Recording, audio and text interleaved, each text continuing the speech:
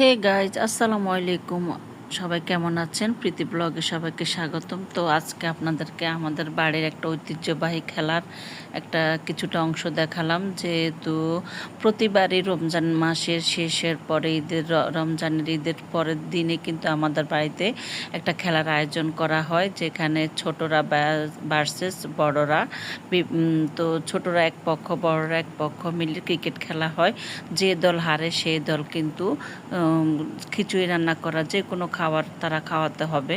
তো বড়রা সবাই মিলে খেলা করতেছে। খেলার এক পর্যায়ে ছোটরা কিন্তু আসলে অনেক ছোট, তারপরেও কিন্তু একটা আনন্দ, একটা ভাগাভাগি করে সবাই খেলা করতেছে। এখানে কিন্তু দেখেন কিছুটা কিন্তু গোলমিল করা হচ্ছে, মানে নাই, যারা আউট হয়েছে আউট মানে নাই।